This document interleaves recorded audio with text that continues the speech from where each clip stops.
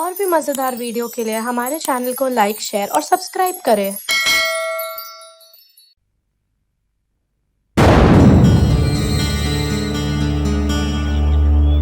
खुशी, क्या हुआ? क्या हुआ बेटा?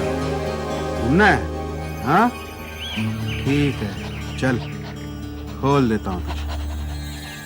चल भाई, चल घूम, कहीं जाना नहीं।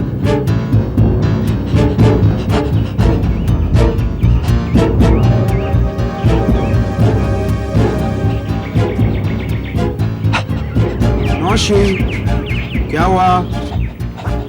क्या हुआ बेटा? नौशी, क्या हुआ? नौशी, क्या हुआ? नौशी, अरे क्या हुआ बेटा? नौशी, क्या कर रहा है? नौशी, क्यों खोद रहा है? क्या हुआ? नौशी, क्या हुआ तुझे? नौशी, क्यों खोद रहा है? Come on नौशी। अरे कपड़ा, अरे माय गॉड, हाथ।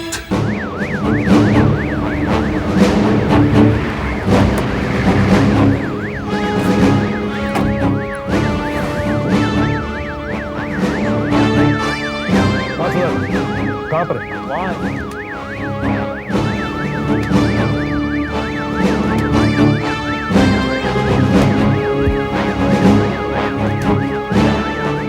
क्या हुआ? सर ये मिस्टर मूर्ति अपने कुत्ते के साथ यहाँ वॉक के लाए थे सर। इनके कुत्ते ने आँख खोद दिया सर, ये देखिए। मूर्ति साहब बताइए। कुछ नहीं, बस कुत्ता यहाँ और खोदने लगा। सारे इलाके को अच्छी तरह से तलाश करो, शायद बाकी हिस्से भी मिल जाए। वैसे मुश्किल है फिर भी, मगर सबसे पहले हमें ये हाथ फोरेंसिक लैब भेजना चाहिए।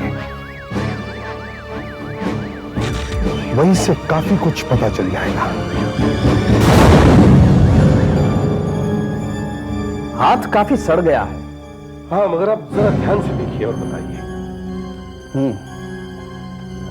देखिए, हाथ यहां से काटा गया है और एक ही झटके में काटा गया है। कोई बहुत तेज चाकू या बहुत तेज कुल्हाड़ी होगी। और एक बात और, कट को देखने से लगता है कि मारने वाला कोई अनाड़ी नहीं था, हथियार का इस्तेमाल आता था उसे, तभी तो बांह एक ही झटके में शरीर से अलग हो गई। कितना समय हुआ होगा इस हाथ को जमीन में गड़े हुए?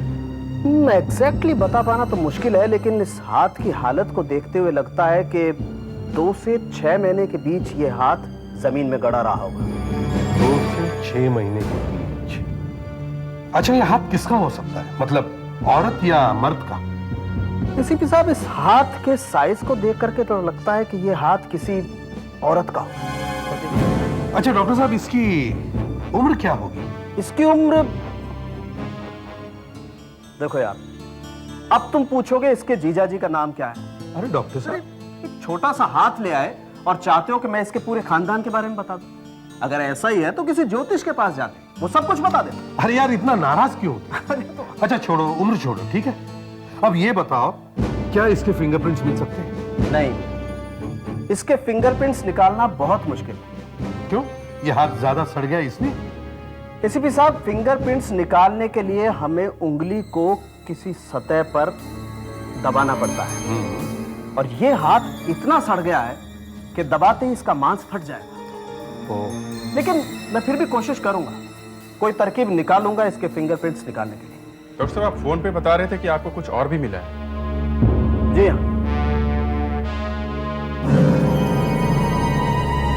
ये देखिए, ये है ह्यूमन स्किन, इंसान की चमड़ी, किसी दूसरे इंसान की चमड़ी, और ये मुझे यहां मिली। हो सकता है दोनों के बीच में हाथापाई हुई और इसने अपनी जान बचाने के लिए कातिल को नोच लिया होगा। एसीपी साहब, मैं इस चमड़ी का डिटेल डीएनए एनालिसिस करूंगा। अगर ये चमड़ी खूनी की हुई तो हमें उसके बारे में बहुत कुछ पता लग सकता है। यस। तब तक अभिजीत तुम ये पता लगाओ कि शहर में पिछले 2 से 6 महीनों के बीच कितनी औरतें लापता हुई हैं।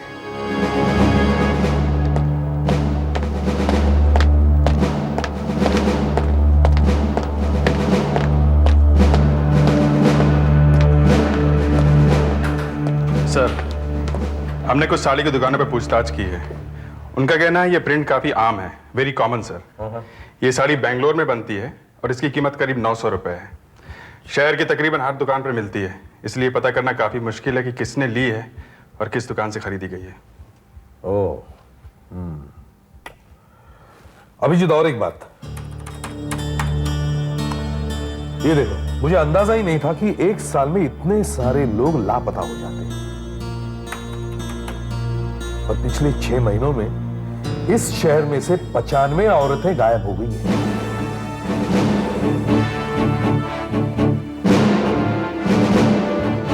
सर हमने पूरे मैदान को अच्छी तरह से छान मारा, लेकिन वहां और कुछ भी नहीं मिला सर, और शरीर के बाकी हिस्सों का भी कुछ पता नहीं चला। अच्छा,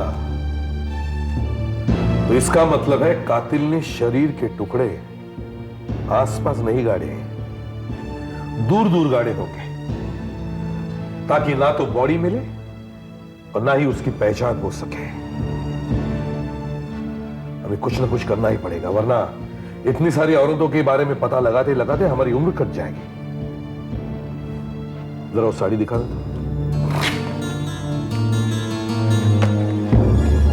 देखते हैं इससे कुछ पता चलता है क्या।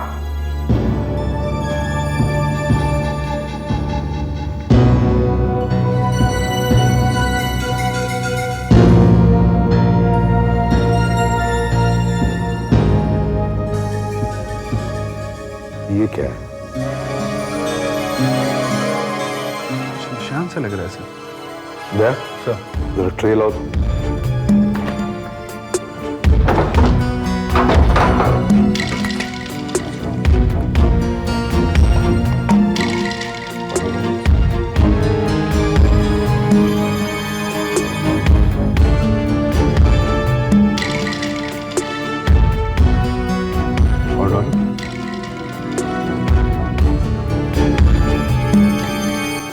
ये तो लॉन्ड्री मार्क है। लगता है किसी ने साड़ी लॉन्ड्री में देकर ड्राई क्लीन करवाई है और ये उसी लॉन्ड्री का निशान है। अच्छा सिस्टम है ये, क्योंकि शहर के काफी सारे लॉन्ड्री वाले अपने कपड़े ड्राई क्लीन करवाने के लिए एक ही जगह देते हैं और इसलिए वो अपना अपना एक अलग निशान लगाते हैं। पता लगाओ ये किस लॉन्ड्री का निशान है। नाखून से मिली चमड़ी का टेस्ट हो गया है। ये किसी इंसान की ही चमड़ी है और वो भी किसी आदमी की, और उसका ब्लड ग्रुप है ARH नेगेटिव। लगता है आजकल बहुत ओवरटाइम कर रहे हो डॉक्टर साहब। नई नई तरकीब ढूंढ रहे हो क्या? बीवी ने घर से बाहर निकाल दिया क्या? ये मेरा कमाल नहीं है भाई, ये तो DNA टेस्ट का कमाल है। अच्छा, मैंने ओवरटाइम किया है फिंगरप्रिंट्स निकालने के लिए। मैंने सोचा फिंगरप्रिंट्स छाप नहीं सकते हैं तो चमड़ी तो निकाल सकते हैं। वो कैसे? देखिए, मैं आपके सामने निकाल के दिखाता हूं।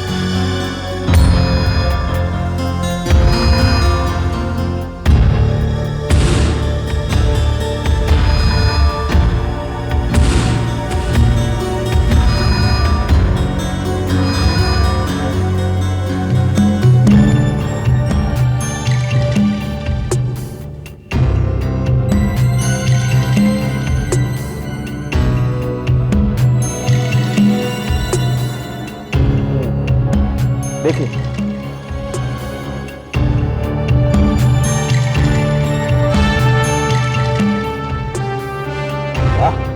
इस बार तो कमाल कर दिया डॉक्टर साहब, फिंगरप्रिंट साफ दिखाई दे रहा है। अब मैं इसका फोटो निकालूंगा। लो भाई, इसका फोटो निकालो।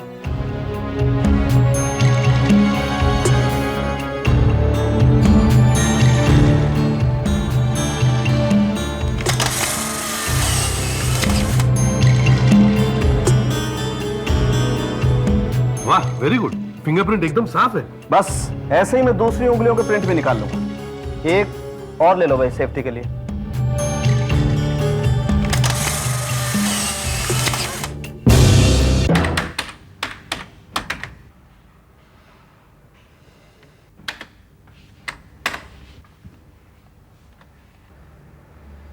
नो सर, कोई फायदा नहीं। हमारे रिकॉर्ड में ये फिंगरप्रिंट्स नहीं है। मुझे तो पहले से ही पता था कि तुम्हें कुछ नहीं मिलेगा। हमारे रिकॉर्ड्स में तो सिर्फ अपराधियों के फिंगरप्रिंट्स होते हैं, और ये बेचारी तो किसी अपराधी की शिकार हुई है।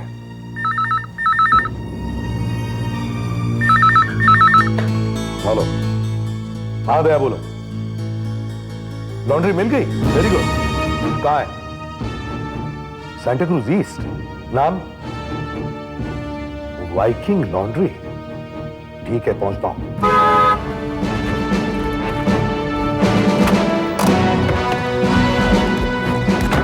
हाँ दया, सर यही वो लॉन्ड्री है। सर ये इस लॉन्ड्री के मैनेजर है सरोज भाई। हेलो। सरोज भाई, ये निशान आप ही के लॉन्ड्री का है ना?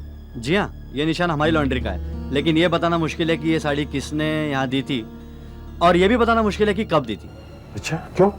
क्योंकि सर ये बिल बुक पर कपड़ों के कलर नहीं लिखते। अच्छा सरोज भाई, ये बताइए आपके कस्टमर्स ज्यादातर कहां से आते हैं? सर मोस्टली मेरे कस्टमर्स जो हैं 8th रोड से लेकर 14th रोड तक की जो प्रतीक कॉलोनी है ना, वहीं से आते हैं। ऐसी। सर ये एरिया मिडिल क्लास एरिया है सर। अच्छा दादा, तुम एक काम करो, इनकी एक एक बिल बुक चेक करो और पता लगाओ पिछले 6 महीनों में कितने घरों में से यहाँ साड़ियां ड्राई क्लीनिंग के लिए आई थी। इस साड़ी के टुकड़े का फोटो भी खींच लो, और फिर सब घरों में जाकर देखो कि किसने ये साड़ी यहाँ ड्राई क्लीनिंग के लिए दी थी। और अगर घर मिल भी जाता है तो ये पता लगाओ कि क्या उस घर में से कोई औरत लापता है क्या।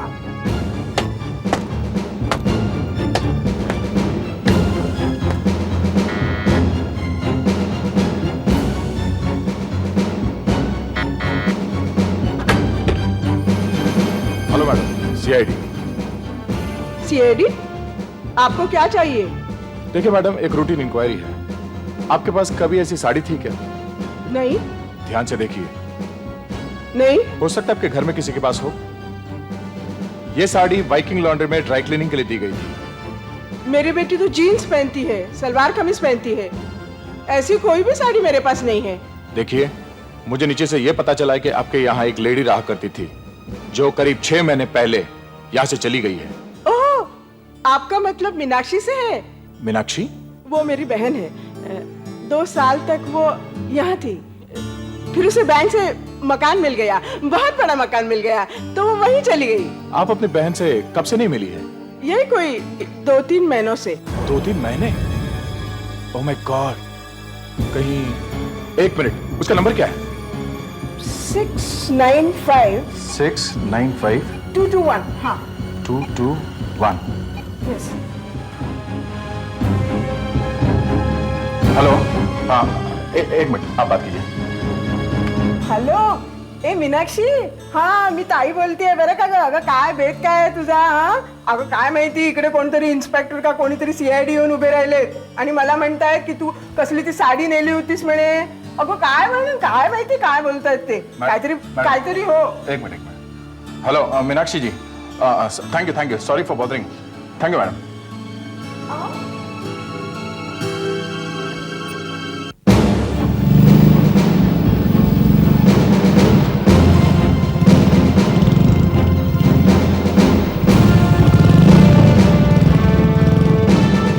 सर। हाँ, कुछ पता चला? सर 5 घर हमने चेक कर लिए, मगर उससे कुछ मालूम नहीं पड़ रहा है। सर, हाँ? जो घर मैंने चेक किए उनमें भी कोई नहीं मिला, और ऐसा भी नहीं लग रहा है कि कोई झूठ बोल रहा हो। दया के साथ भी यही हो रहा है। इस बिल्डिंग में 2 फ्लैट बाकी हैं, 12 नंबर मिसेस शाह का और 19 नंबर मिसेस पटेल का। तुम लोग इंक्वायरी चालू रखो, मैं देखता हूँ। Okay sir.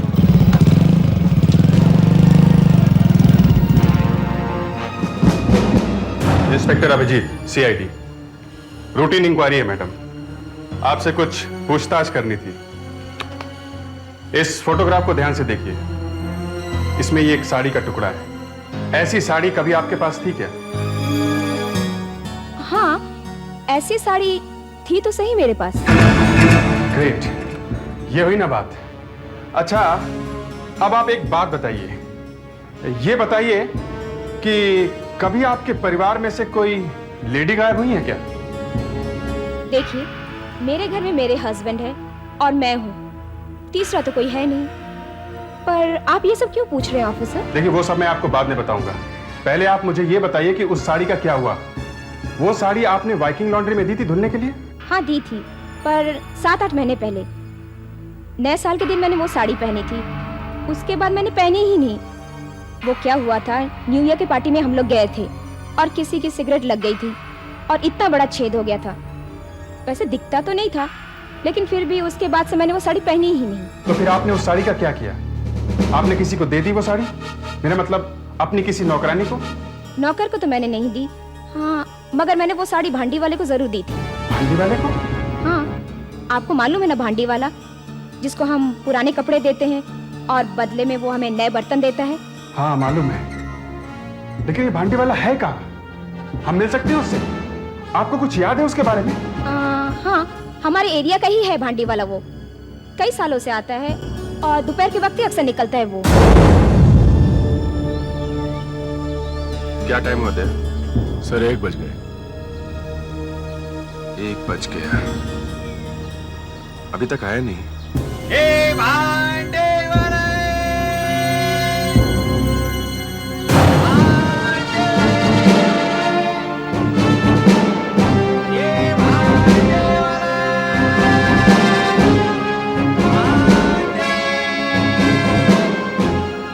गया सर, मिसेस शाह को बुला के लाओ। Yes sir.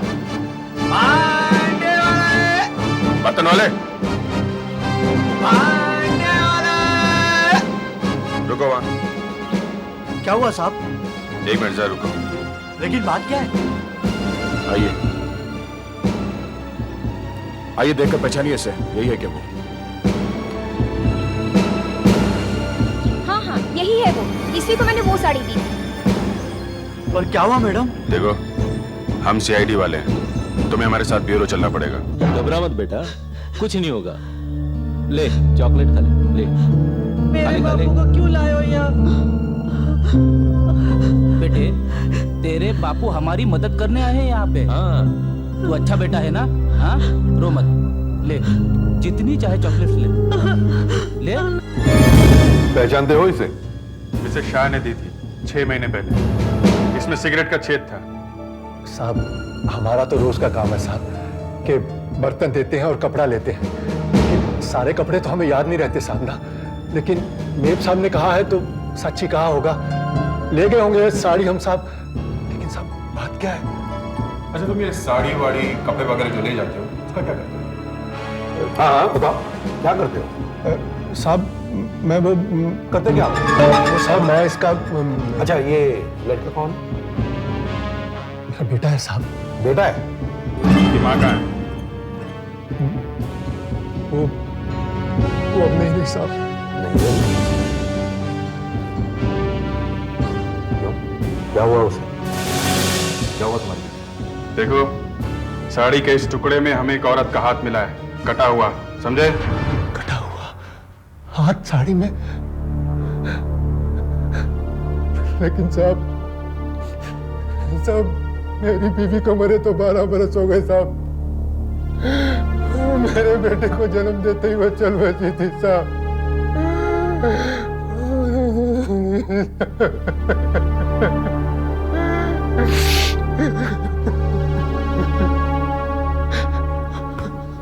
सॉरी, लो पानी पीजिए।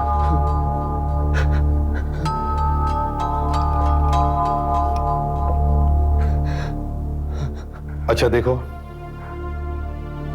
ये बताओ तुमने इस साड़ी का किया क्या? साहब मैं सच कहता हूँ साहब, मुझे उस साड़ी का कुछ याद नहीं है साहब। वैसे भी माल हम अपने पास नहीं रखते साहब, सारा माल रफू करने वाले को दे देते हैं साहब। रफू करने वाले को? हाँ साहब। और साहब अगर कपड़ा थोड़ा फटा हो या उसमें छेद हो तो रफू वाला उसे ठीक करके आगे भेज देता है साहब। और रफू वाले से जो हमें पैसे मिलते हैं उससे हम और भांडी खरीद लेते हैं और इसी तरह हमारा काम चलता है साहब। अच्छा, कौन है तुम्हारा रफूगर? कहाँ देते हो कपड़े? उल्लास भाई साहब, सकीरा इंडस्ट्रियल एस्टेट में उनका गोदाम है साहब। सारा माल हम लोग वहीं देते हैं और मुझे लगता है साहब कि मैंने साड़ी भी वहीं दी होगी साहब। क्या नाम बताया?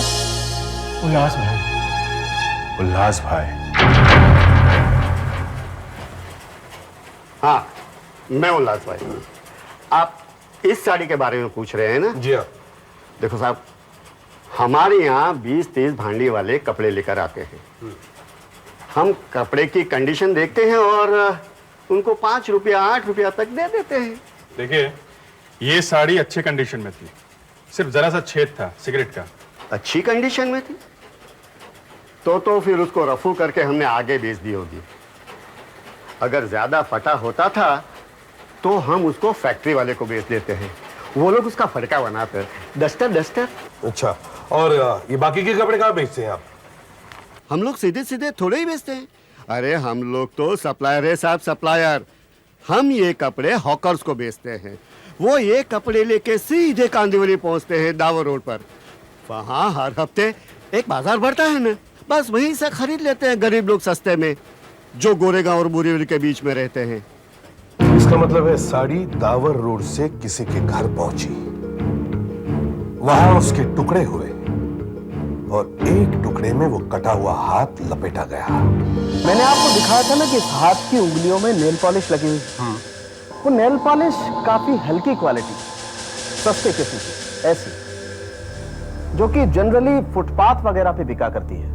इसका मतलब आप कहना चाह रहे हैं कि अगर नेल पॉलिश इतनी सस्ती थी तो वो औरत लोअर मिडिल क्लास की होगी, मतलब गरीब तबके की। हाँ, हो सकता है। देखिए, मैं ये नहीं कह रहा हूं कि नेल पॉलिश सस्ती थी इसका मतलब वो औरत गरीब ही होगी। अमीर औरतें भी सस्ती नेल पॉलिश का इस्तेमाल कर सकती हैं। लेकिन तहकीकात के लिए आपके सोचने की लाइन एकदम सही है, क्योंकि इसके हाथ की चमड़ी में दरारें थी, कुछ अजीब तरीके से फटी हुई थी, और इसके नाखूनों में कुछ खरोंच के निशान थे, जैसे लगातार बर्तन मांजने से हो जाया करती। और एक बात और, ये औरत काफी दुबली पतली होगी। ये आप कैसे कह सकते हैं? क्योंकि इसके नाखूनों में सफेद निशान है, और ऐसा तभी होता है जब शरीर में विटामिन की कमी होती है।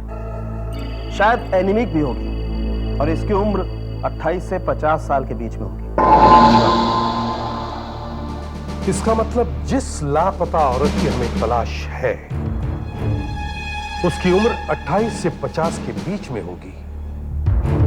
वो लोअर मिडिल क्लास की थी और शायद घर में काम करने वाली बाई होगी, और वो गोरेगांव और बोरीवली के बीच में कहीं रहती थी।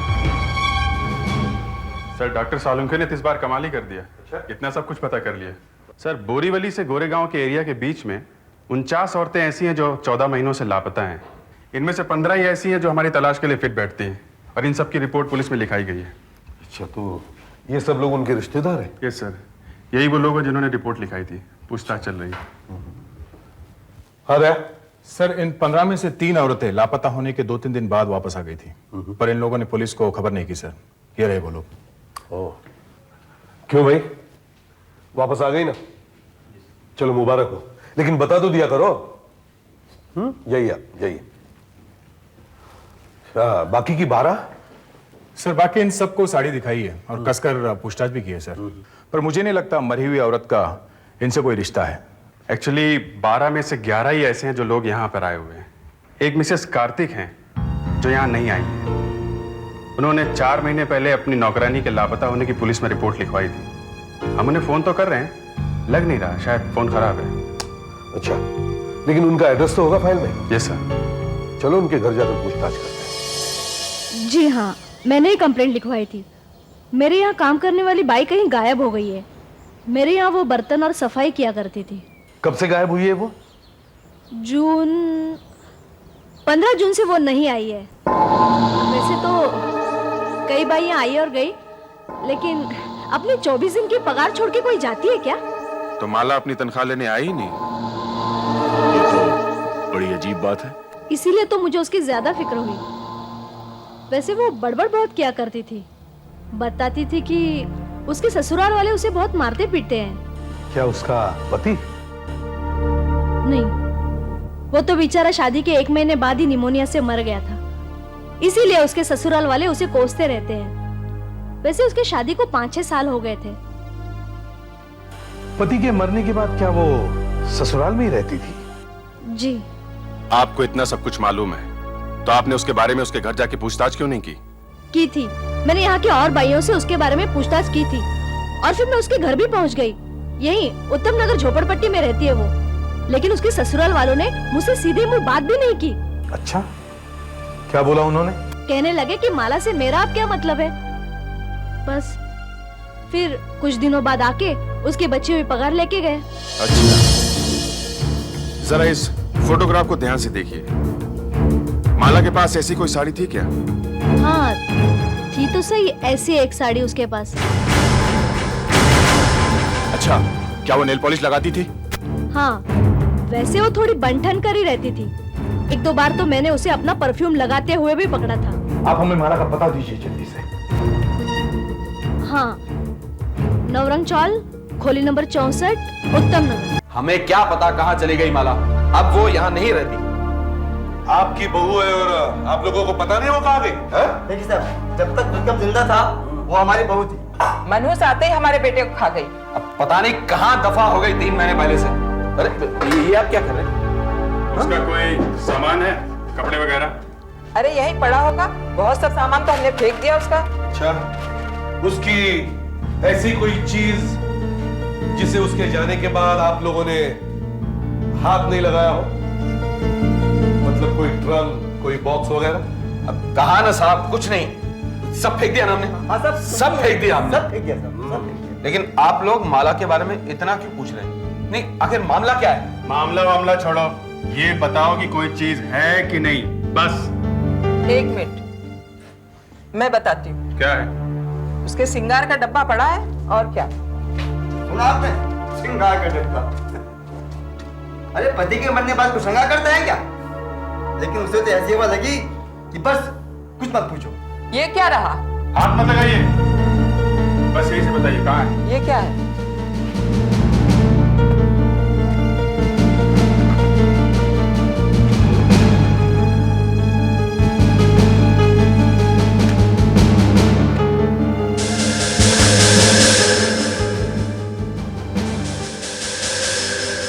ये कौन है? माला? माला साहब। इसे हम ले जाते हैं, इसे हम ले जाते हैं। और दया, इनको भी ब्यूरो ले चलो। अरे लेकिन हमने क्या किया? अरे लेकिन हमने क्या किया साहब? अच्छा, एक मिनट, कपड़े तो पहनने दो। हाँ पहनो। ये बात गलत है। चलो।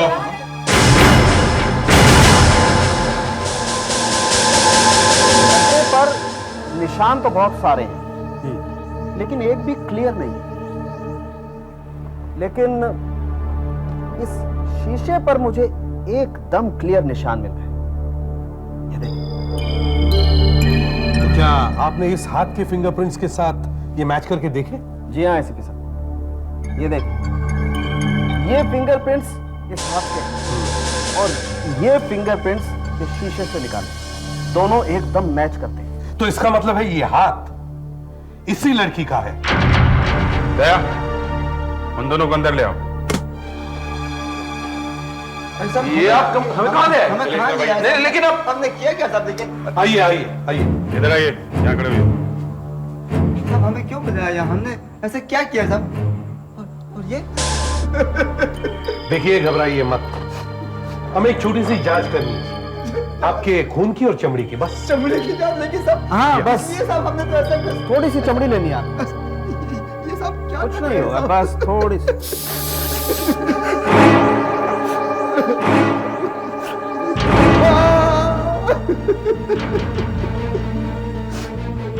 ये मेरा भी होगा? जी हाँ, आपकी भी स्किल लेनी पड़ेगी। साहब मैंने क्या किया? मैंने कुछ नहीं किया, अपनी बात तो कुछ नहीं। हाथ लाओ इधर, हाथ लाओ।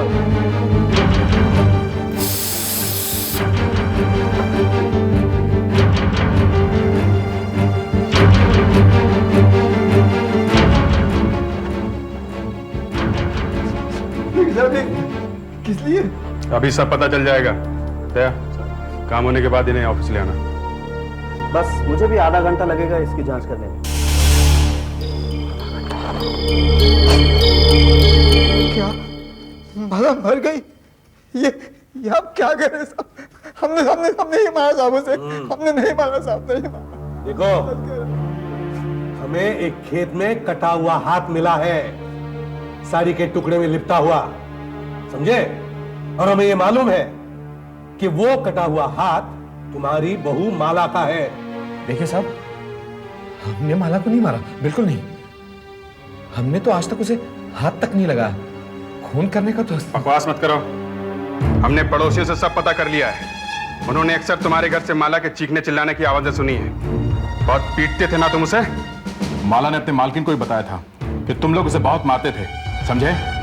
हाँ साहब, साहब घर में थोड़ी बहुत मारपीट तो साहब हुआ करती थी, लेकिन हमने उससे खून नहीं किया साहब, हमने खून नहीं किया उसका। साहब, विक्रम भैया के मरने के बाद कुछ दिन तक वो एकदम सीधे से रही। उसके बाद तो साहब वो ऐसी बदली कि क्या कहूं। इतना फैशन, एकदम फिल्मी हीरोइन के माफिक। साहब, विधवा जैसी तो वो बिल्कुल नहीं लगती थी।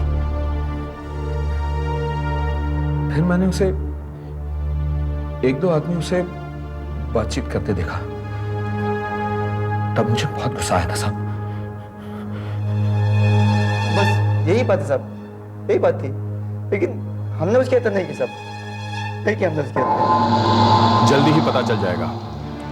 हमें उसके नाखूनों में फंसा किसी की चमड़ी का टुकड़ा मिला है और वो कातिल का ही है, यह हमें पता है। अगर वो तुम दोनों में से किसी का निकला तो सीधा जेल जाओगे, फांसी भी हो सकती है, समझे? रिपोर्ट अभी आने ही वाली है।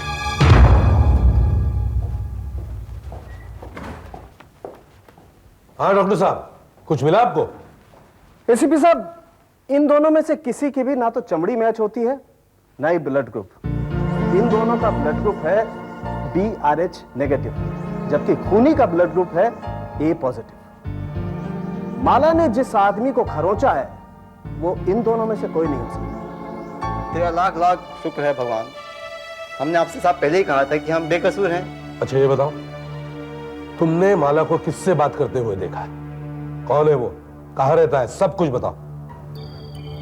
साहब, मैंने उसे रामू नाम के आदमी के साथ 3 बार खूब हंस कर बातें करते हुए देखा है साहब। हाँ साहब, अपने घर के पास 4 नंबर 32 में वो रहता है, हो सकता है शायद उसे कुछ पता हो।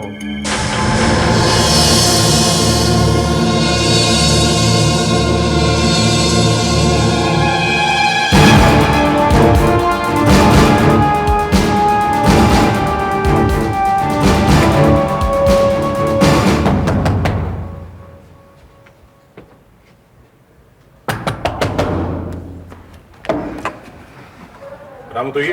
हाँ मैं ही रामू। क्या चाहिए, कौन है आप लोग? माला के बारे में क्या जानते हो? कौन माला? मैं किसी माला को नहीं जानता। झूठ तो बोल रहा है, हैं? नवरंग चाल वाली माला जिसके साथ तू बात करता था, सब लोगों ने देखा है। माला? अच्छा वो लड़की? मैं उसके बारे में कुछ नहीं जानता सर। कितने महीनों से तो मैं उसे मिला तक नहीं। अच्छा क्या हुआ सर? बहुत भोला बन रहा है। जा चलो सर, मेरी बात तो सुनिए। आप कहाँ ले जा रहे हैं सर? सर एक मिनट, पता चल जाए। चलो सर, माना कि मैंने उससे 2-4 बार बात की है, लेकिन सर मैं उसके बारे में कुछ नहीं जानता।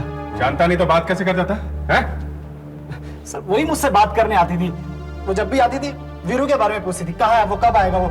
इससे ज्यादा मैं कुछ नहीं जानता उसके बारे में सर। ये वीरू कौन है? मेरा भाई है सर। कहाँ है वो? सर वो अपनी बीवी को बस स्टॉप पे छोड़ के नौकरी पे गया है। आता ही होगा सर, 8 बजे तक उसकी दुकान बंद हो जाती है। कहाँ काम करता है वो? यहीं पास में sir, Vincent cold storage station के पास। मटन काटता है। मटन काटता है? देखिए, हाथ यहां से काटा गया और एक ही झटके में काटा गया। कोई बहुत तेज चाकू या बहुत तेज कुल्हाड़ी होगी। और एक बात और, कट को देखने से लगता है कि मारने वाला कोई अनाड़ी नहीं था, हथियार का इस्तेमाल आता था, तभी तो वहां एक ही झटके में शरीर से अलग। वीरू कहाँ है? कहाँ वीरू? सर वो तो वहां दुकान पे। अरे वीरू, सर वो वीरू, वीरू एक मिनट, CID वाले आए हैं, तो मेरी दोस्त है ना माला, उसके बारे में पूछ रहे हैं। क्यों मारा तुमने माला को? मैंने उसे नहीं मारा। क्यों मारा? नहीं मारा। हमें देखकर भागे क्यों वहां से तुम? मैं डर गया था साहब। बस मत कर, चुप। उस दिन माला ने नीली साड़ी पहनी थी ना? वही साड़ी जो तुमने उसे खरीद कर दी थी कांदिवली से। और फिर तुमने उसके शरीर के टुकड़ों को उसी साड़ी में लपेट दिया।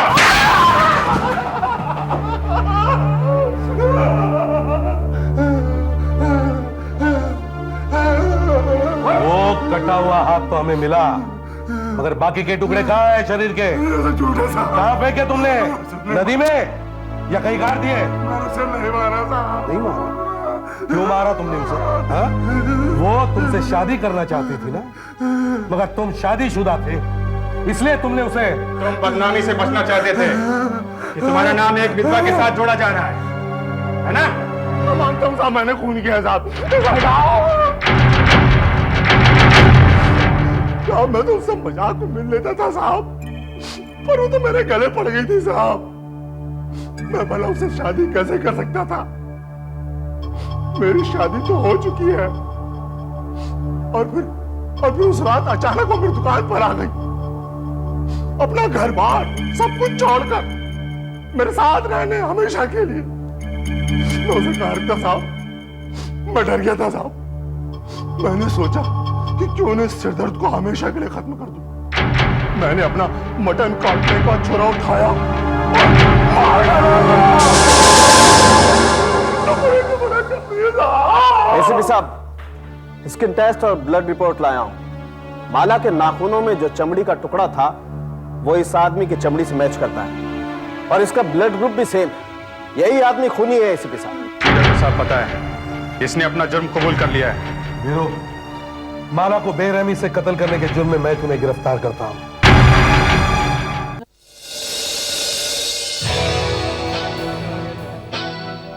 रात को बहुत लोग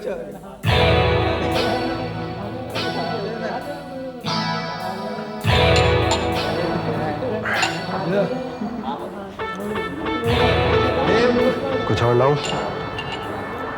बिल्ला।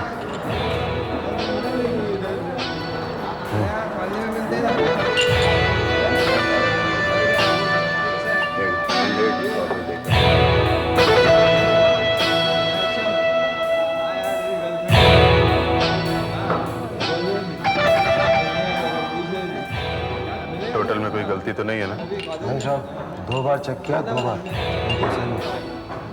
जरा जल्दी करो, और भी बहुत काम है।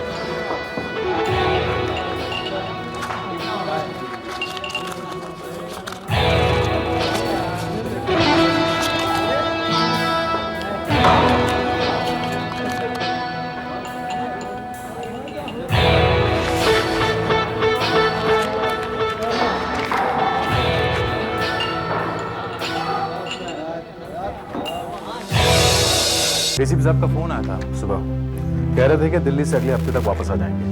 तब तक हमें वो मानिकलाल मर्डर केस के पेपर को दया, जबरदस्त खबर है। बिल्लू खटकी का पता चल गया। वो पेट्रोल पंप डकैती केस वाला? हाँ वही। खबरी ने बताया कि 21 सितंबर को वो अपनी बहन की शादी में कलकत्ता जाने वाला है। वो अपना नौरंग बार वाला खबरी, जहां बिल्लू अक्सर जाता है। ये देखो, उसने बताया कि बिल्लू का टिकट महादेव थापर के नाम से बना हुआ है। Mahadev Thapar, Howrah passenger, central station, 21 सितंबर। लेकिन ट्रेन कितने बजे की है? सुबह 11 बजे। मैंने स्टेशन मास्टर से बात की थी, प्लेटफॉर्म नंबर 9 से निकलती है।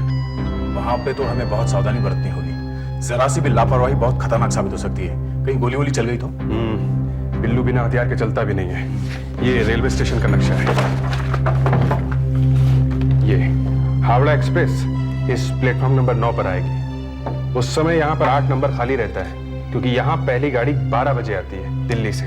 अब प्लेटफॉर्म नंबर 9 पर पहुंचने के लिए एक एंट्रेंस ये है, और दूसरा प्लेटफॉर्म नंबर 8 से भी जाया जा सकता है यहाँ से। तो फिर हम ये एंट्रेंस बंद कर देते हैं। हो ना हो बिल्लू यहाँ इस प्लेटफॉर्म नंबर 8 से इस रास्ते से आ सकता है।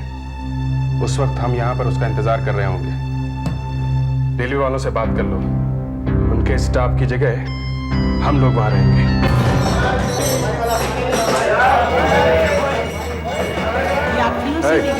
टिकट किधर है? लेके आओ। प्लेटफॉर्म नंबर 5 पर आने वाली गाड़ी त्रिवेणी एक्सप्रेस करीब 2 घंटे लेट चल रही है। इस ट्रेन की अब करीब 1 बजे आने की संभावना है। यात्रियों से निवेदन है, कृपया ध्यान दीजिए। प्लेटफॉर्म नंबर 5 पर आने वाली गाड़ी त्रिवेणी एक्सप्रेस। कितनी दूर है आप? तब मालूम है ना कहाँ आएगा। और आराम से पकड़ो, इसे कांच का सामान है, इसमें रुकना नहीं चाहिए, समझेगी नहीं? Hello ma'am, ticket. Platform cross करने के लिए यात्री कृपया ओवरब्रिज का ही इस्तेमाल करें। प्लेटफॉर्म क्रॉस करने के लिए यात्री कृपया ओवरब्रिज का ही इस्तेमाल करें। प्लेटफॉर्म नंबर 3 पर आने वाली कमलाकर एक्सप्रेस अब किसी भी क्षण स्टेशन पर चलो वहाँ चलो, उधर वाले कोने में सामान रख देना। यहाँ प्लेटफॉर्म नंबर 3 पर आने वाली यहाँ रख दिया, आराम से। अब किसी भी क्षण स्टेशन पर आ सकती है। सेकंड क्लास स्लीपर सर्विस से 5वां और 3 टियर एसी स्लीपर इंजन से 7वां होगा। धन्यवाद। बच्चा इधर किधर से आ? यात्री कृपया ध्यान दें, मुंबई सेंट्रल ये गाड़ी से उतरा ना अभी? टिकट किधर है? गाड़ी अपने टिकट किधर है? पर प्लेटफॉर्म नंबर 9 ए बच्चा रुक जा, रे बच्चा रुक जा, रुक जा। मुंबई सेंट्रल से कलकत्ता जाएगा। बिल्लो, बिल्लो, सरेंडर करते। ये मार रहा है क्या? बिल्लो, ये आगे मत बढ़ना। बिल्लो, आगे मत बढ़ना, गोली मार दूंगा। बिल्लो, गोली मार दूंगा। बिल्लो, गन नीचे फेंको, देखो मैं कह रहा हूँ, पिस्तौल फेंक दो।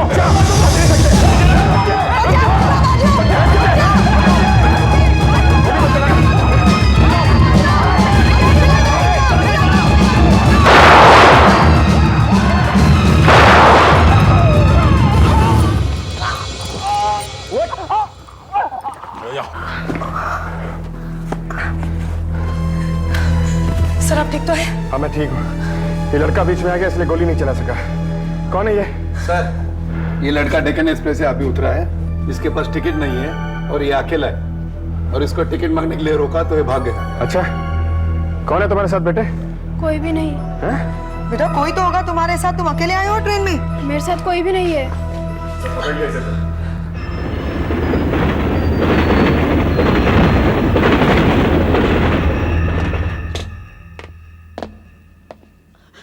खाना खाओ बेटा, घबराओ मत, खाओ।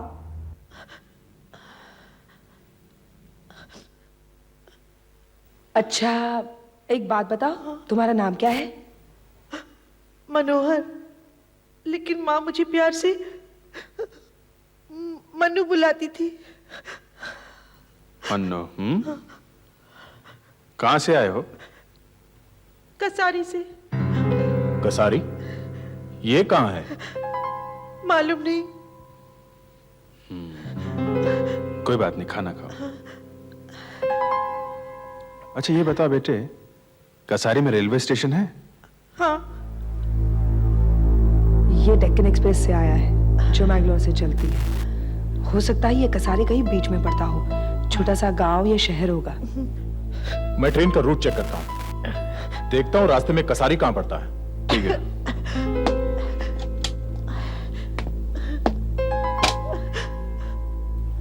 मनु, क्या तुम अपने घर से भागकर आए हो?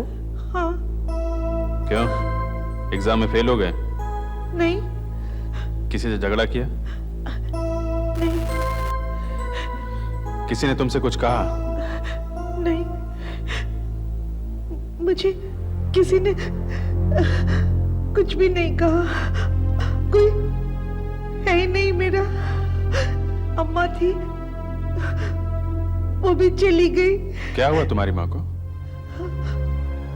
बुखार आ गया था, फिर भी वो काम पर चली गई। वो वहीं बेहोश होकर गिर पड़ी। पुरुषोत्तम साहब उसे म्युनिसिपल अस्पताल ले गए, बस वो वहीं मर गई।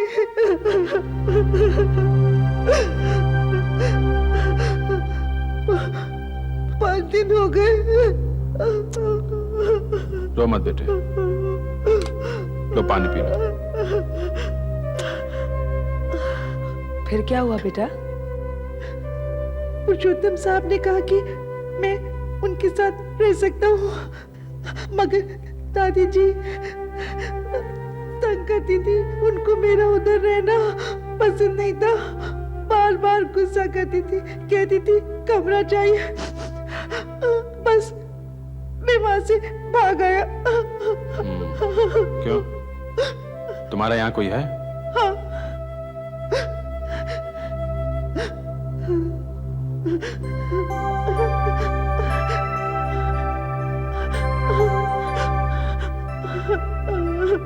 ये तुम्हारे पिताजी हैं? हाँ। कब आए थे वो यहाँ? मालूम नहीं। इनका नाम क्या है? मुझे तो उनकी शक्ल भी याद नहीं, बस यही है मेरे पास।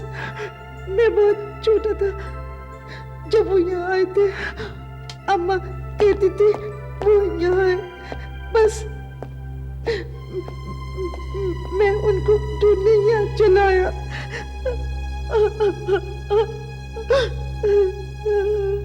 कोई बात नहीं बेटे, तुम खाना खाओ। दया वो मैप लाया है। तुम चिंता मत करो, हम तुम्हारे पापा को जरूर ढूंढ लेंगे। हैं? हाँ दया, ये देखिए सर, ये रहा कसारी। शहर है छोटा सा, मैंगलोर से 140 किलोमीटर दूर। यहाँ के पुलिस स्टेशन में कांटेक्ट करके पूरी जानकारी ले लो लड़के के बारे में। उनको बताओ कि लड़के का नाम मनोहर है, मन्नू। 5 दिन पहले म्युनिसिपल हॉस्पिटल में इसकी मां मरी थी। किसी पुरुषोत्तम नाम के आदमी ने उसे वहां भर्ती किया था। लेकिन सर, हम ऐसे केसेस लेते हैं क्या? ये लापता आदमी का मामला है। बच्चे को रिमांड होम में भेज देते हैं, जब तक उसके पिता का पता नहीं चल जाता तब तक। बच्चे को रिमांड होम भेज देना बहुत ही आसान है, और सच्चाई से मुंह मोड़ लेना उससे भी ज्यादा आसान। बच्चा घर से भाग कर आया हुआ है, अगर वो अपने बाप से ना मिल सका तो उसके साथ कुछ भी हो सकता है। हो सकता है आगे चलकर वो गुंडा आवारा बन जाए। मुझे लगता है हमें कोशिश करनी चाहिए कि उसके बाप को जल्दी से जल्दी ढूंढ लें। I agree with you sir. तब तक मैं इसे अपने घर ले जाता हूं, जो मेरे साथ रहेगा मेरे घर पे।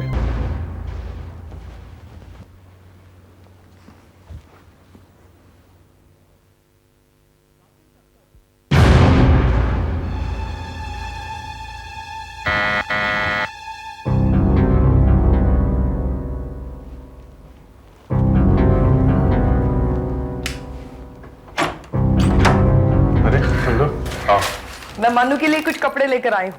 साइज का तो पता नहीं था, अंदाजे से कुछ उठा कर लाई, फिट आ जाए शायद। सर, कसारी से पुलिस ने रिपोर्ट भेजी है सर। उन्होंने मन्नू के बारे में सब कुछ पता कर लिया है। गुड। इसकी माँ का नाम निर्मला था, और इनके गांव में एक भला आदमी है पुरुषोत्तम। उसके घर के पीछे नौकरों के कोठड़ी में ये लोग रहते थे सर। पुरुषोत्तम इनका रिश्तेदार नहीं है। मन्नू के पिता पुरुषोत्तम के खेत में काम किया करते थे, इसीलिए पुरुषोत्तम को इन लोगों पर दया आ गई। लेकिन निर्मला की मौत के बाद तो मन्नू वहां से भाग गया। शायद पुरुषोत्तम की बीवी ने कुछ कह दिया होगा। इसके पिता का कुछ पता चला? हाँ सर, नाम है वासुदेव हेगड़े। कसारी में खेती करते थे सर।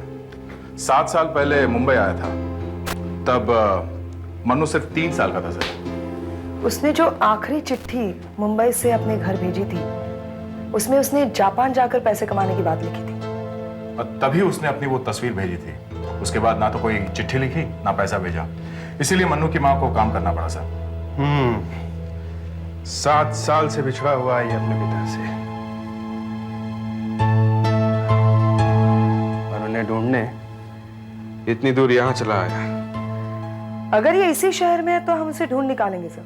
वैसे इसने जितनी भी चिट्ठियां मुंबई से कसारी को लिखी थी, उसमें से एक भी चिट्ठी वहां नहीं मिल सकी सर। इसीलिए किसी को इसका पता भी नहीं मालूम। काफी साल हो गए ना सर। क्योंकि ये जापान जाने की बात कर रहा था, इसीलिए मैं पासपोर्ट ऑफिस से ये पता करता हूँ कि वासुदेव हेगड़े नाम के किसी आदमी को कभी पासपोर्ट दिया गया है या नहीं। ठीक है। अरे, यहाँ कुछ लिखा हुआ है, साफ नहीं है, कुछ स्टैम्प सी लगती है। Green photo studio Dadar. हमें ये फोटो लेकर वहां जाना चाहिए, शायद वहां से कुछ पता चल जाए।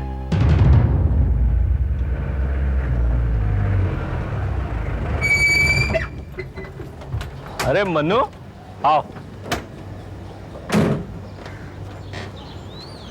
क्या बात है, बहुत स्मार्ट लग रहे हो।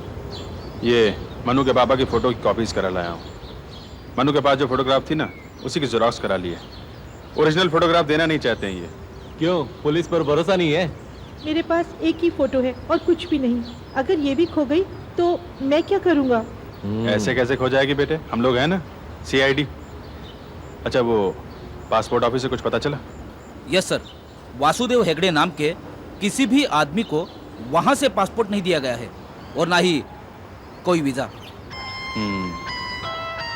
इसका मतलब वो आदमी हिंदुस्तान से बाहर नहीं गया है, इसी शहर में कहीं होना चाहिए। लेकिन इतने दिनों से उसने अपने घर में चिट्ठी लिखी क्यों नहीं? हाँ दया, बोलो। फोटो स्टूडियो मिल गया? RC road.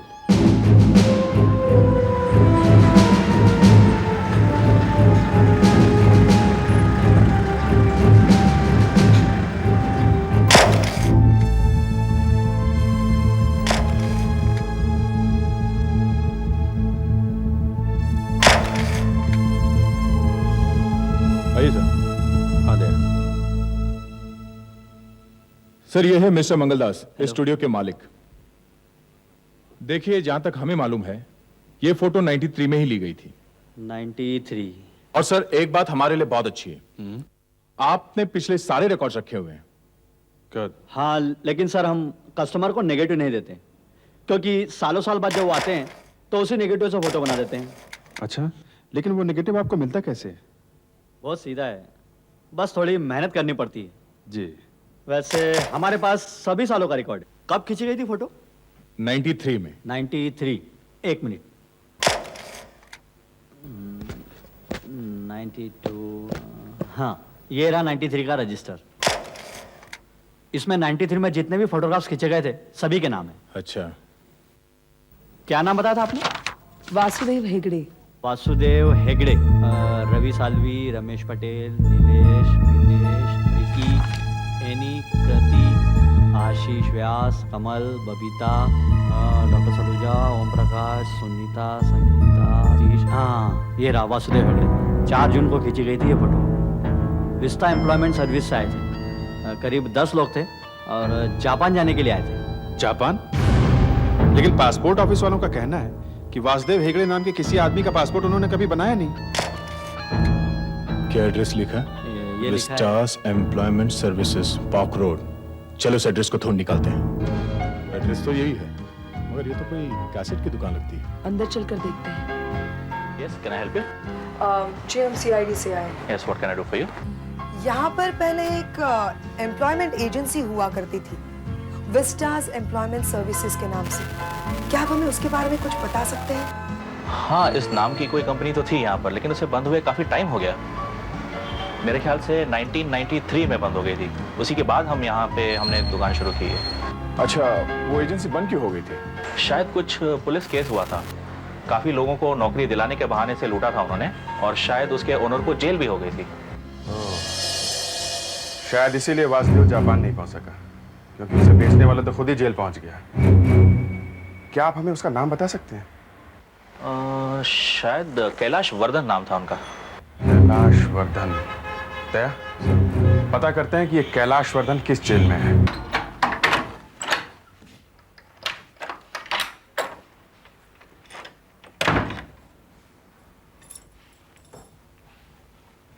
क्यों मन्नू जी, अभी तक सोए नहीं? मुझे नींद नहीं आई आज। क्यों? ऐसे ही। ओहो। एक बात बताइए, वो फोटो किसकी है? वो फोटो? हाँ। ये फोटो बेटे मेरे साथ काम करने वाले कहते हैं कि ये मेरी माँ है। आपको ये भी याद नहीं कि ये आपकी माँ है? नहीं बेटे, मुझे कुछ भी याद नहीं है। मेरी माँ, मेरे पिताजी, मेरे भाई, मुझे तो ये भी याद नहीं है कि मैं कौन हूं। मगर मुझे तो मालूम है कि मैं कौन हूँ। मैं तो मनु हूँ।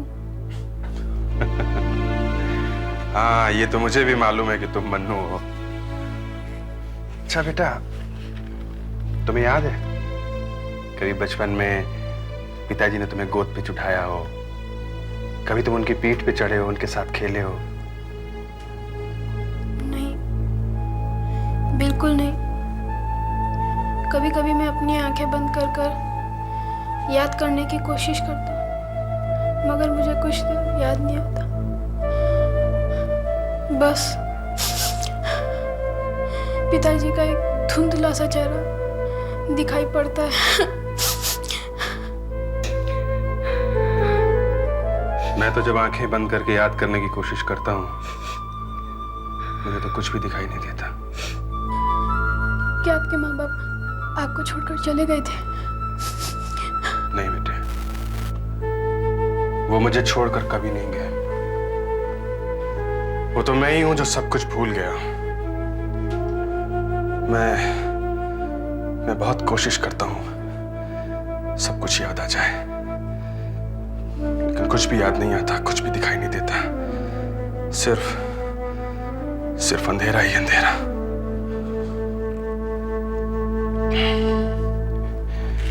खैर छोड़ो मेरी बात,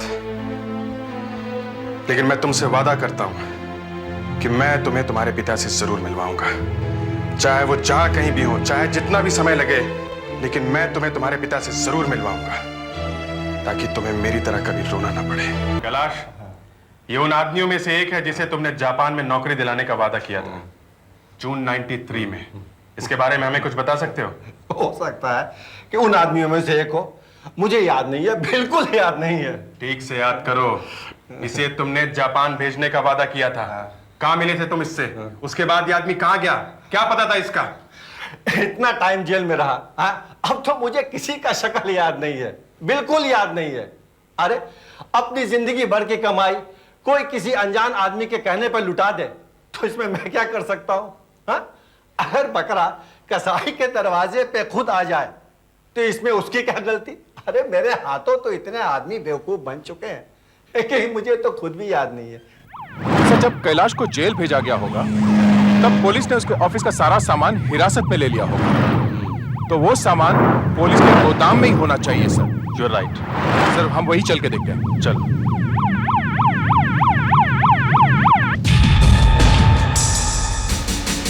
तुम यहाँ देखो।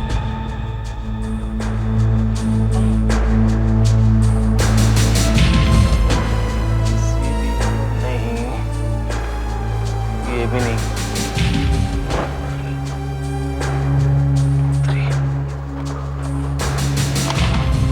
ये भी नहीं। नहीं, ये भी नहीं। ये भी नहीं। इसका टैग कहाँ? नहीं, ये भी नहीं। इसका टैग कहाँ गया? दिखाई नहीं दे रहा है। क्या हुआ सौदागर? इसका टैग मिल नहीं रहा है। खींचेंगे ना? एक मिनट।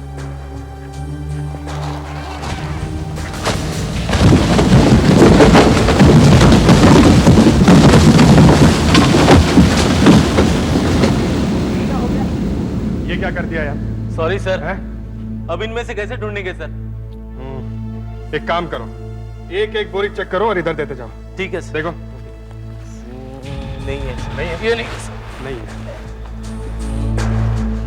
नहीं है सर, ये भी नहीं है। नहीं है? नहीं है सर। नहीं है? ये भी नहीं है सर। नहीं सर, हियरिंग मिला? CB 1123 June 93। यही है। गुड। ये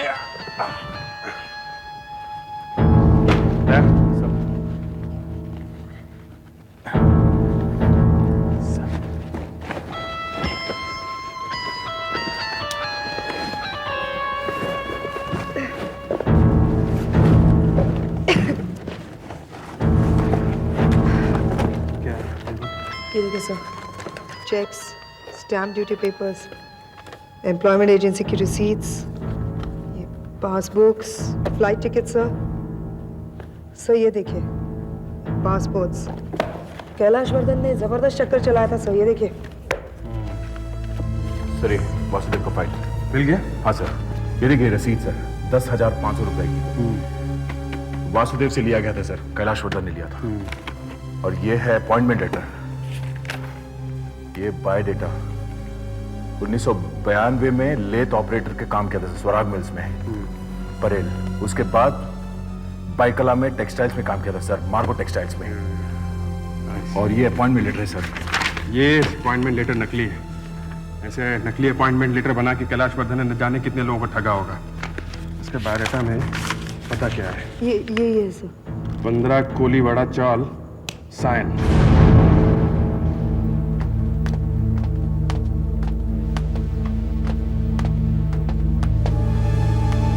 मैं आपका ही इंतजार कर रहा था। सुना है कि तुम इस आदमी के बारे में जानते हो? बहुत अच्छी तरह जानता हूँ। ये वासुदेव है अपना, वासुदेव। कहाँ है ये? लेकिन ये यहाँ तो नहीं रहता। काफी साल हो गए इसको यहाँ से गए हुए। तो क्या आप हमें इसके बारे में कुछ और बता सकते हैं? सीधा साधा आदमी था साहब, फैक्ट्री में नौकरी करता था। पता नहीं एक दिन क्या हुआ, दिमाग सटक गया, नौकरी छोड़ के घर में बैठ गया। कहने लगा यहाँ कुछ मजा नहीं है, बाहर जाऊंगा, फॉरेन जाऊंगा, खूब ढेर सारा पैसा कमाऊंगा। यही बड़ी बड़ी बातें करने लगा। उसी चक्कर में बर्बाद हो गया सर। हाँ, ये मालूम है हमें। उसने जितना पैसा कमाया सब एजेंट को दे दिया। ये बताओ उसके बाद क्या हुआ उसका? होना क्या था साहब, दिमाग और फिर गया, दारू पीने लगा। बिल्डिंग में रोज आना नाटक करता था, रोज रोता था, चिल्लाता था। कुछ दिन तो मैंने बर्दाश्त किया। जब उसने मेरा किराया नहीं दिया तो मैंने उसे बाहर निकाल दिया। 93-94 की बात है। पता नहीं साहब अब वो कहाँ होगा। आओ, जाओ। सर, आ गया। हाँ दे, बोलो। सर, ये सचिन है, यहीं रहता है। इसने वासुदेव को देखा है सर। अच्छा, कब, कहाँ? देखा तो था, मगर उस बात को बहुत साल हो गए। कहाँ देखा था? वो साकेत गली है ना, विक्टोरिया थिएटर के पास, बस वहीं पर देखा था, होली के टाइम। वो क्या कर रहा था वहां पर? तो उसकी हालत तो बहुत खराब थी, मगर उसने ऐसा दिखाया जैसे वो मुझे जानता ही नहीं। बहुत बुरी हालत थी उसकी। विक्टोरिया थिएटर, साकेत गली।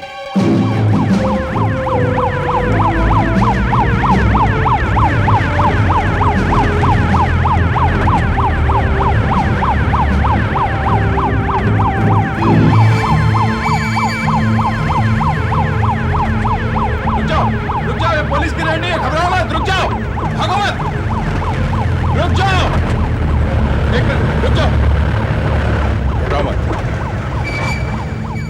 रुक जाओ, घबराओ मत।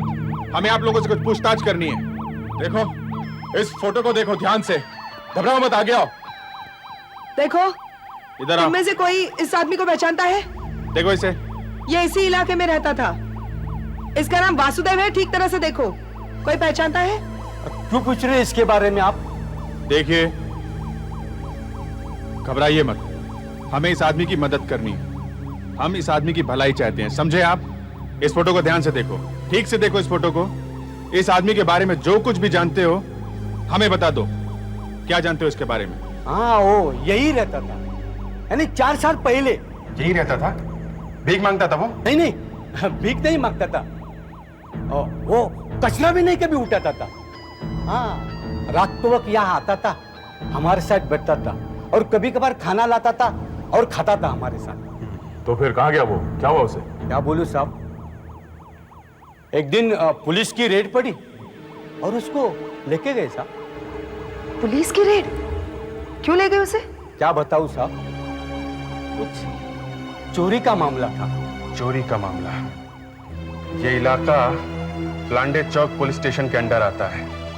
उन्होंने ही रेड किया होगा। दया, वहां जाके पता करो।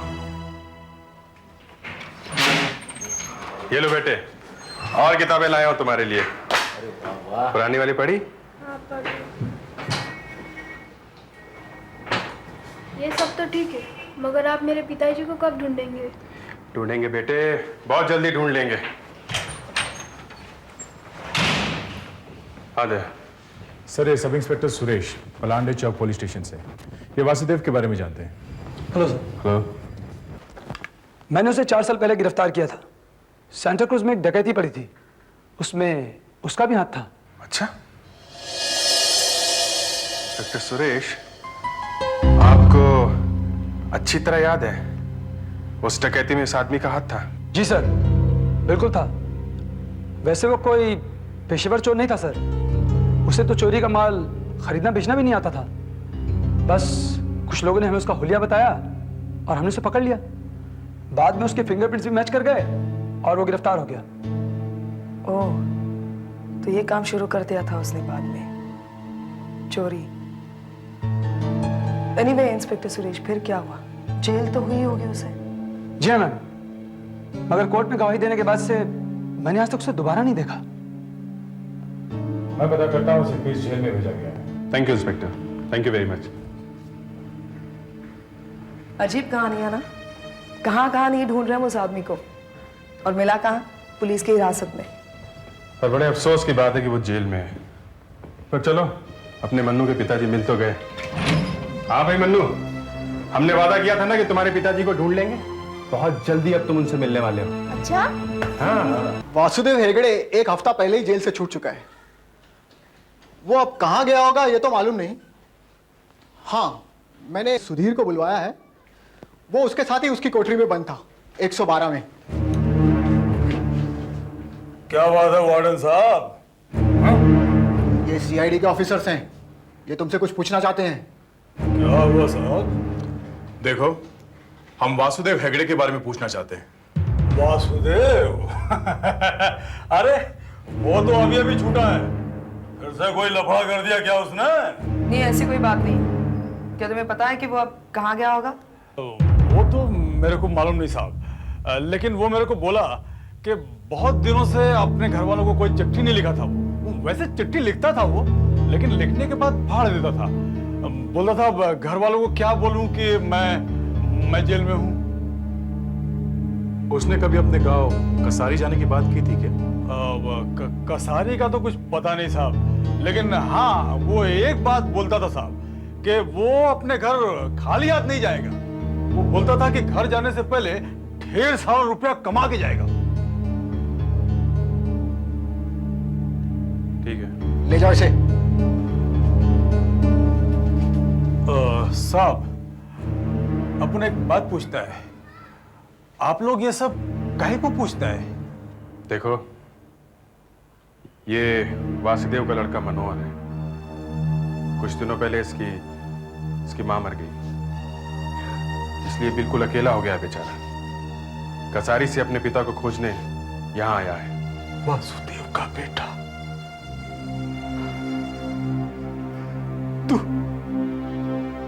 तू वासुदेव का बेटा है? हाँ? तेरा बाप तेरे को बहुत याद करता था रे, बहुत प्यार करता था तेरे को तेरा बाप।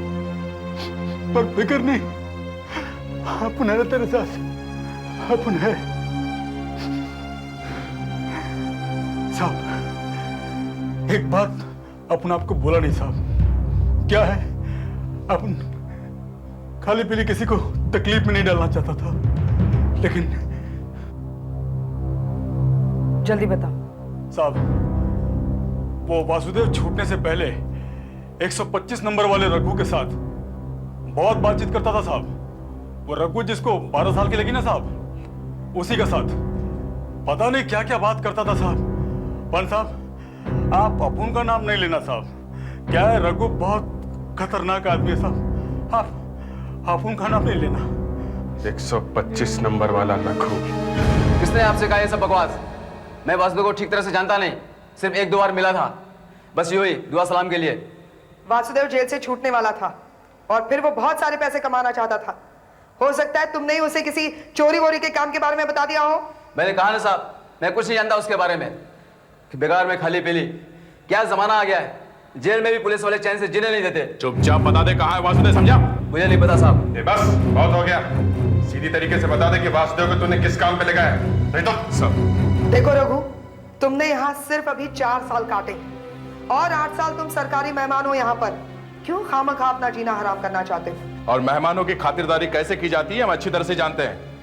आखिरी बार शराफत से पूछ रहे हैं, बता दे अभी भी। मैंने कहा साहब, मैंने उसे काम पे नहीं लगाया।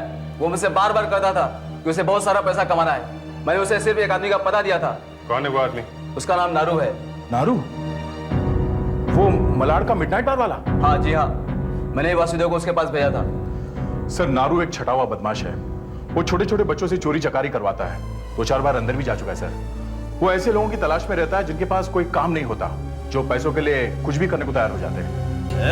पैसे देने का देता क्यों नहीं? छोड़ूंगा नहीं तेरे को। ज्यादा भाव दिखाने का नहीं है, समझा?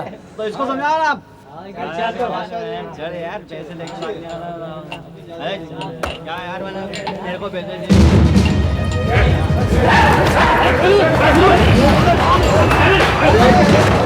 तुम्हारा नाम नारू है? हाँ है। वासुदेव का है? मेरे को नहीं मालूम वासुदेव। तुम लोग देखो उधर, सब तरफ देखो। किधर है वासुदेव?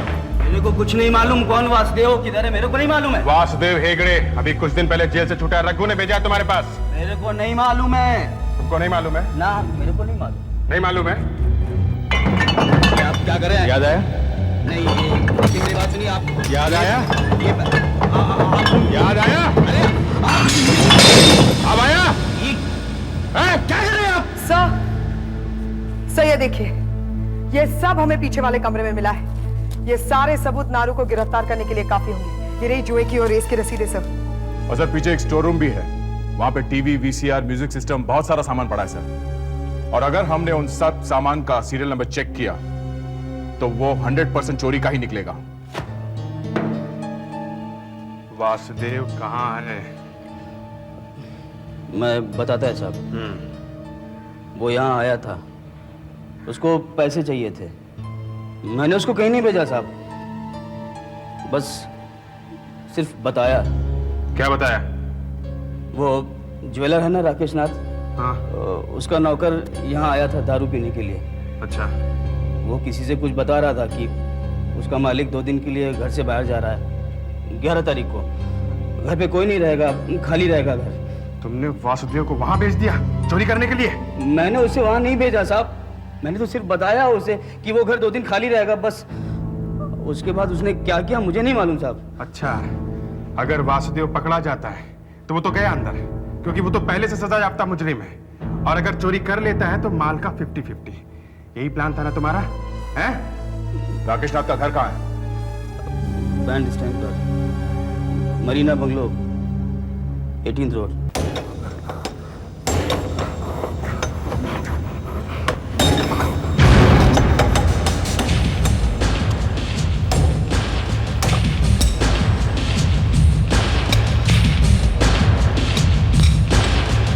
रुक जाओ, हिलना नहीं। सीआईडी तुम समझ लो, मेरे पास बंदा है, गोली मारो। नहीं वासुदेव, पिस्तौल फेंक दो। वासुदेव, तुम मेरा नाम कैसे जानते हो? मैं दोबारा जेल नहीं जाना चाहता हूं। मैं गोली मारूंगा। देखो वासुदेव, गोली चलाने से पहले मेरी बात सुनो। तुम जानते हो हम यहाँ किस लिए आए हैं? तुम्हारे बेटे को तुमसे मिलाने के लिए आए हैं, तुम्हारे मनु को। मनु? तुम मुझे कैसे जानते हो? और तुम्हारी बीवी निर्मला, वो अब नहीं रही। नहीं? तुम मुझे बेवकूफ बना रहे हो। और देखो, मनु तुमसे मिलने बहुत दूर से आया है। ये देखो मनु, ये तुम्हारा बेटा है मनु। मैं किसी चाल में नहीं आऊंगा। मैं बेवकूफ नहीं बनूंगा। मतलब गोली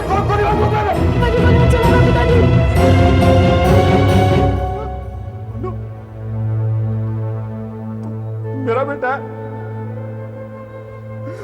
अरे कितना बड़ा हो गया रे तू तो।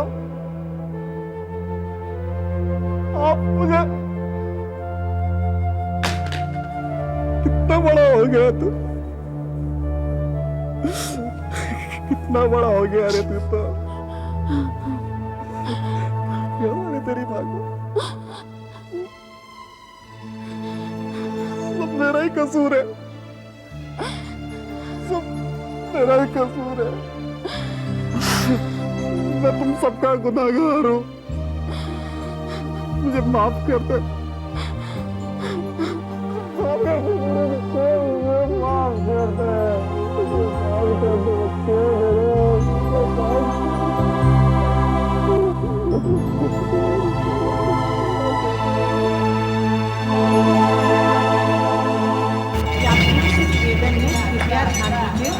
पूरा शुक्रिया किस तरह अदा करूं?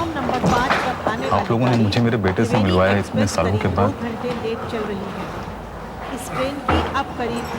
मन्नू, अपना ख्याल रखना, ठीक है? यात्रियों से निवेदन है, कृपया ध्यान दीजिए। अपना ख्याल रखना मन्नू। और तुम वासुदेव, आइंदा किसी लफड़े में नहीं पड़ना, ठीक है? जी साहब। मन्नू, ये तुम्हारी कॉमिक्स घर पे ही भूला है? प्लेटफॉर्म क्रॉस करने देखो वासुदेव, के लिए यात्री कृपया तुम चाहो तो यहीं रुक सकते हो। हम तुम्हें अच्छी से नौकरी दिलवा देंगे और मनु का भी किसी अच्छे स्कूल में एडमिशन करवा देंगे। नहीं साहब, अब मैं यहाँ नहीं रुक सकता। मुझे मेहनत ही करनी है तो मैं अपने छोटे शहर में जाकर क्यों ना करूं? जैसी तुम्हारी मर्जी। मेरे ख्याल से तुम्हारे इसी फैसले में तुम्हारी भलाई है। अच्छा मन्नू, चिट्ठी लिखना बोलोगे तो नहीं ना? नहीं, है? कभी नहीं। मैं आपको कैसे भूल सकता हूँ? आपने तो मेरे पिताजी से मुझे मिलवाया।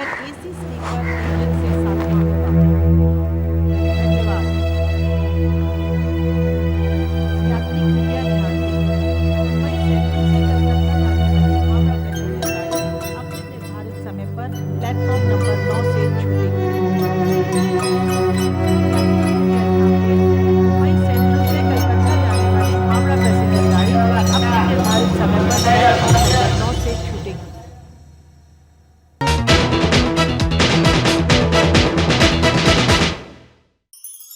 ऐसे और भी मज़ेदार वीडियो के लिए हमारे चैनल को लाइक, शेयर और सब्सक्राइब करें।